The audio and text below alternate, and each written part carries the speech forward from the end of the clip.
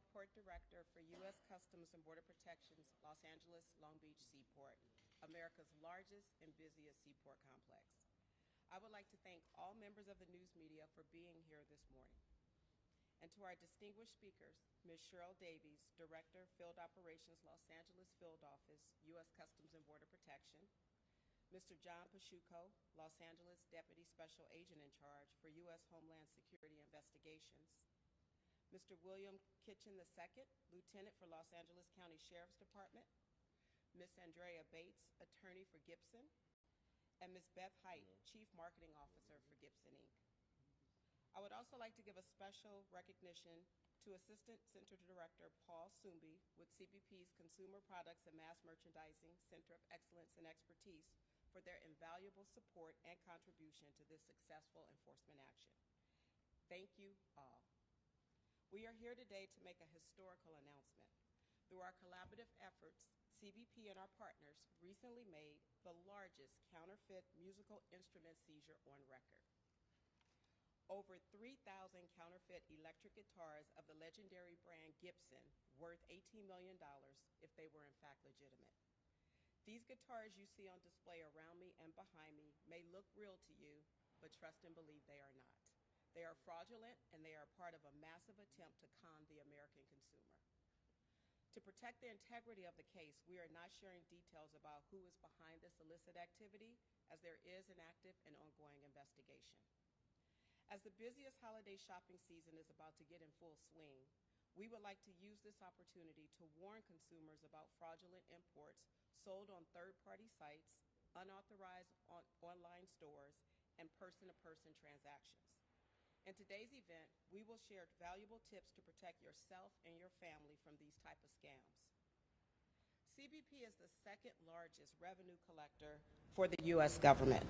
As the largest containerized port in the nation, Los Angeles Long Beach Seaport plays a significant role in enhancing the nation's economic prosperity through the facilitation of legitimate trade. Los Angeles Long Beach Seaport processed nearly 35% of the sea containers arriving to the United States last fiscal year and collected a little over $19 billion in import duties, taxes, and fees. While most shipments comply with U.S. importation laws, many do not. Finding contraband, illicit goods, and revenue owed to the United States government in this massive amount of cargo arriving here every day is like trying to find the smallest of needles in the largest of haystacks. It's a significant undertaking. This past fiscal year, we prevented the entry of over $2 billion worth of counterfeit products into the United States. This is the highest recorded value to date. Let me be very clear. Counterfeiters are not only interested in making a profit, they also do not care about you or your family's well-being, nor the well-being of our economy. We here at CBP will continue applying every resource at our disposal to enforce our laws, to secure the supply chain, and to expedite legitimate trade. Now let me introduce our first speaker, Ms. Cheryl Davies, Director of Field Operations, Los Angeles Field Office for Customs and Border Protection. I'm sorry, dear, before you leave, because we don't have names, we don't have spellings of names, can you say your name and spell it, please? Absolutely, thank you. I'm Africa Bell, A-F-R-I-C-A, Bell, B as in boy, E-L-L, and I'm the Port Director for the Los Angeles Long Beach Seaport. You're welcome.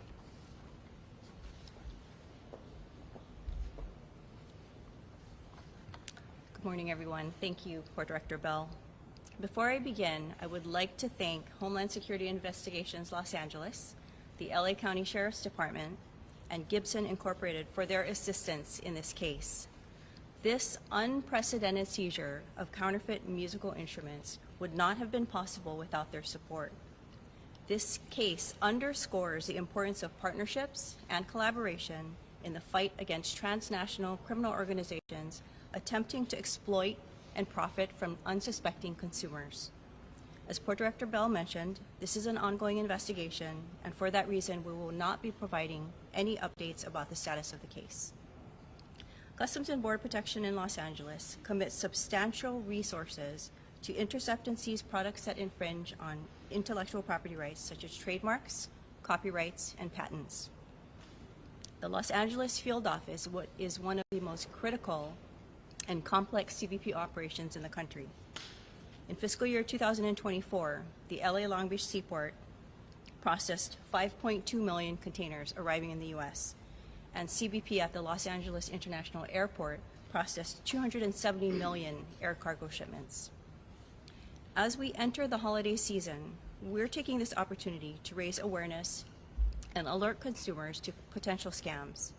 Before opening your wallet, you should know the dangers of buying counterfeit products aren't always obvious, particularly when shopping online. There are economic impacts, health and safety risks, and legal implications. Each time you buy a counterfeit good, a legitimate company loses revenue. Over time, this translates to lost profits and loss of U.S. jobs. Many counterfeit products are also low quality and can cause injury. For example, fake power adapters could cause fires or pose electrocution hazards. It is also illegal to purchase counterfeit goods, and bringing them into the U.S. could result in civil or criminal penalties. And finally, know that the money you spend on counterfeit goods often supports criminal activities such as forced labor, human trafficking, and drug smuggling. With Black Friday and Cyber Monday around the corner, let me share a few common sense tips to help protect you and your family. Purchase goods directly from the legitimate sources or from the authorized retailer. When shopping online, read seller reviews and check for a working U.S. phone number or address. And pay attention to the costs. If it sounds too good to be true, it probably is. The dedication and expertise of our CBP officers, agriculture specialists, seized property specialists, and import specialists, coupled with our investments in advanced technology and partnerships, are key to enhancing the economic prosperity of the U.S. and keeping dangerous goods out of the country. Thank you. Do you need me to spell my name? Cheryl. Last name is Davies, and I'm the Director of Field Operations for Customs and Border Protection, Los Angeles. Thank you.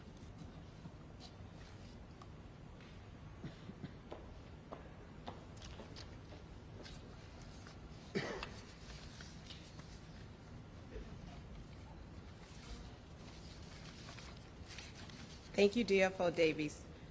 Now let me introduce our next distinguished speaker, Mr. John Pashuko. That's JOHNPAS like Sam, C like cat, IUCCO, Los Angeles Deputy Special Agent in charge for U.S. Homeland Security Investigations.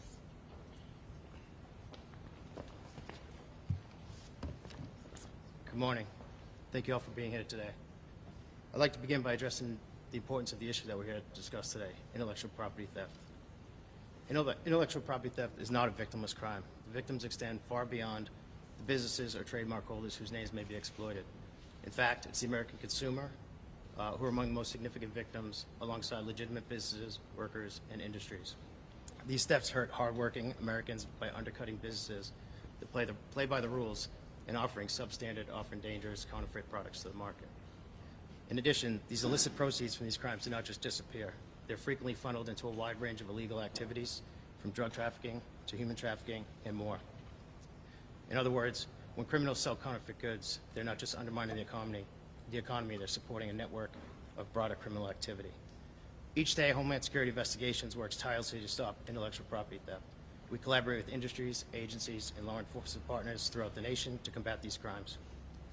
Whether it's the seizure of goods, enforcement of penalties, or criminal arrests, we remain committed to identifying all parties involved in these crimes and ensuring justice is served. In order to tackle these issues, HSI works closely with state, local, and federal agencies. Our partnerships on display here today are absolutely critical to our efforts, particularly those with CBP, the LA County Sheriff's Department, and the private industry. Without the cooperation of these invaluable partners, protecting the U.S. from intellectual property crimes would be impossible. As we approach Black Friday and the holiday shopping season, I urge you to be mindful and intentional in purchasing decisions. Please take the time to research the products you buy. If the deal seems too good, it probably is. Counterfeit products may seem like an easy way to save a few dollars, but they can lead to much greater risk to you and to your family. If you come across violations of IPR theft, we urge you to contact the IPR Coordination Center which is in Washington, D.C. at iprcenter.gov. Thank you for your time today, and I hope you have an enjoyable holiday season with your family and friends. Thank you, Mr. Pashuko. Our next guest is Mr. William J. Kitchen II. That's William, W-I-L-L-I-A-M, middle initial J, Kitchen, K-I-T, like Tom, C-H-I-N, II, Lieutenant for Los Angeles County Sheriff's Department. Good morning, everyone. My name is Lieutenant Bill Kitchen, and I supervise the Sheriff's Counterfeit and Piracy Enforcement Team. Thank you for being here today. Today, we're announcing a significant victory against counterfeit goods. The collective team represented today seized an estimated $18 million worth of counterfeit Gibson guitars. These counterfeit guitars were manufactured and sold under the guise of being genuine Gibson products, deceiving consumers and undermining the value of intellectual property. All the displayed items were designed to mimic the craftsmanship and quality of authentic Gibson instruments.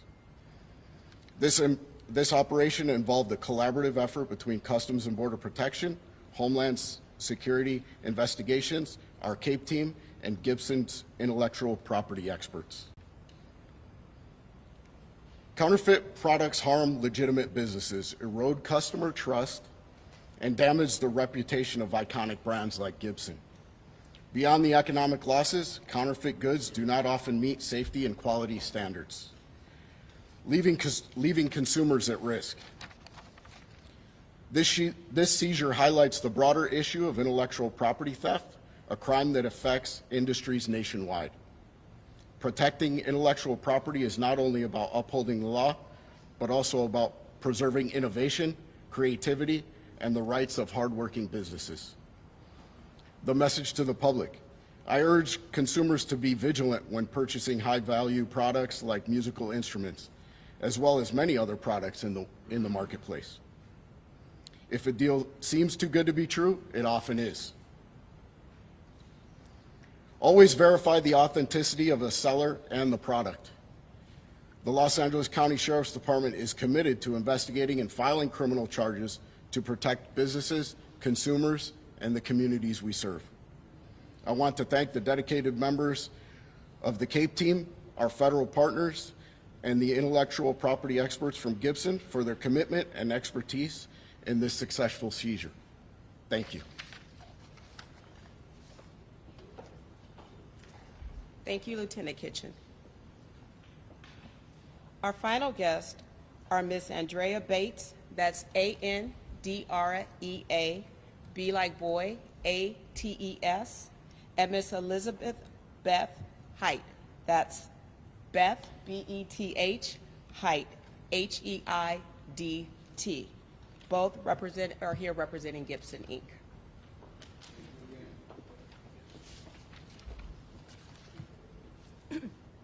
Hi, my name is Andrea Bates, and I'm an attorney for Gibson.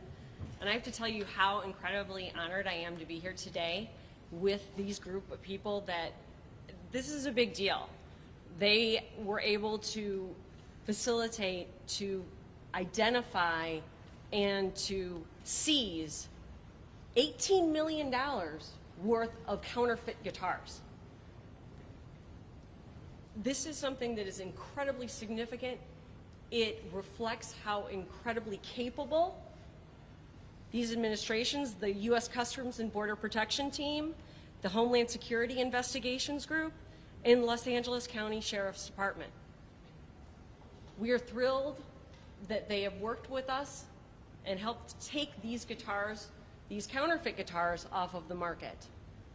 Gibson makes it a priority to protect its consumers. It works with authorized retailers to make sure that if a person buys from an authorized retailer, they're going to get an authentic Gibson guitar. We were able to work with Customs to make sure that if someone's not buying from an authorized retailer and counterfeit guitars are made into the United States, now consumers are going to be protected. If a consumer wants to be protected, buy from Gibson.com, buy from an authorized reseller, then they will know that they're buying an authentic guitar. But again, we would like to thank Customs, Border Protection, Homeland Security, and Los Angeles Sheriff's Department for doing such an amazing job in stopping these guitars from entering the market. Thank you. Hi, everyone. I'm Beth Height. I'm the Chief Marketing Officer of Gibson, and I really stand here representing my full team and also brand fans that we have around the world, in addition to my sisters, as you can see, not just Gibson guitars, but our other sister brands in the music instrument industry.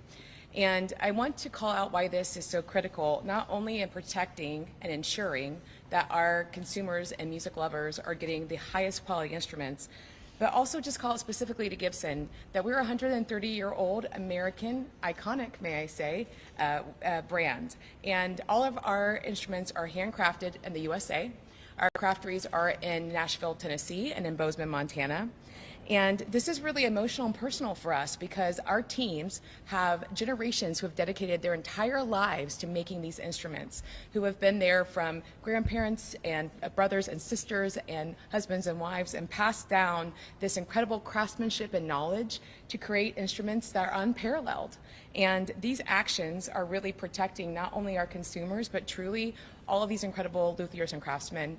And I can't say enough how much I commend the vigilance, to thank Andrea, who works in this daily, and this is ongoing not just today, but for years in making sure that these sorts of actions are stopped. So I just want to say I'm really honored that I'm here to be able to represent this wide group of people who truly love instruments, love music, and want to make sure that all of our consumers are getting what they deserve in a Gibson instrument, which was unparalleled craftsmanship, excellence, and getting that heritage that we know that you guys deserve and want. So I just want to say thank you so much.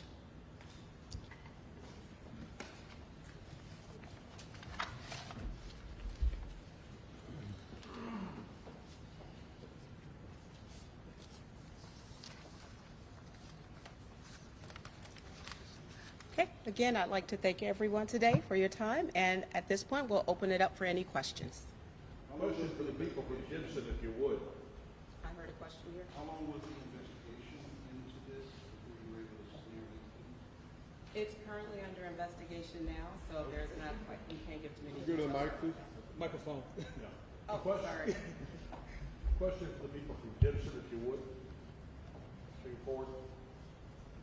What would this be in the way of loss to the company if these had actually hit the market? The value that they have, and I'm sorry that was stated, it was $18 million roughly, if they were retail value to the market. And what would that do out of your total profits Step for all the the way year? up to the microphone. Sure. There you go. What would that do to your total profits? Well, if you're looking at, again, we go into it's more complicated than that. We just want to leave this statement as 18 million total for the 3,000 guitars that were seized. When you look at these things, Yes. the experts, you see it. Yep. You pick them up. How close to your product are they, or can you pick it up immediately and go? We can pick it up immediately and tell, and for the untrained eye, here are a couple of tips. You can look at the logo placement. Oftentimes, there are issues with it. It's not in the right spot, or it has a bleed to it. The inlays are not correct, so if you can pull up a picture of a Gibson, look at the side if you're going to compare. They don't have correct inlays. The weight of them, it feels more flimsy. There's finish issues. The neck, the way the neck is fit into the guitar isn't accurate. So there's quite a few ways that you can actually look at the guitar and tell that it's not accurate. And it's from the parts, the specs, the look, the feel, top to bottom. Would a professional rock and roller who plays Gibson pick one of these up and go, wait a minute? 100%. This ain't real. 100%. I heard the sound is not, the sound quality is. Correct. It's also the materials that they're made with. We have the finest materials, the highest quality woods, everything from the pickups and parts and pieces, and it's just not the same. So that's a plus when you're in the market and you're looking, you're going to feel it and potentially know it. But again, arming yourself, educating yourself, understanding the differences, but again, buying from the authorized retailers, direct from the dealer, that's going to be your safest bet. That was going to be my next question. You would not find one of these in a retail store, correct? No, Not our not our authorized retailers. Now, if you found something, that was an authorized retailer, we can't speak to that. Okay, so where would you find one of these? You'd buy You can them go- from social media or what? No, you would go to a music instrument retailer. You can find authorized dealers on Gibson.com, for example. You can contact us through our site to find out the one closest to you. You can also look it up on our website. Well, where are they selling this garbage? Well, they aren't selling these because these have been seized. No, where? Are they selling social media? I mean, how do,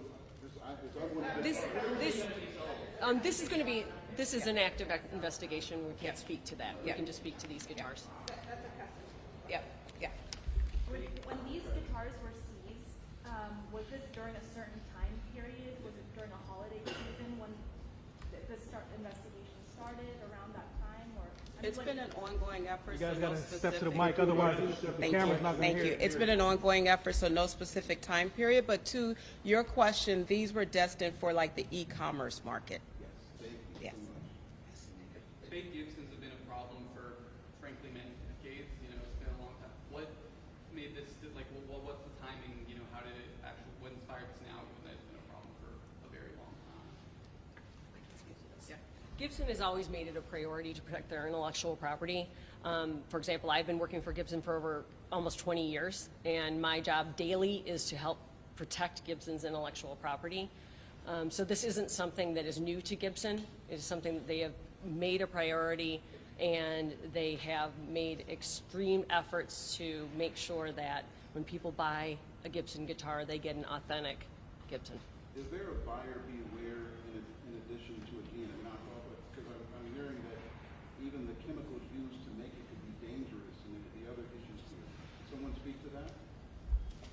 So, very good point regarding the dangers of fake counterfeit materials.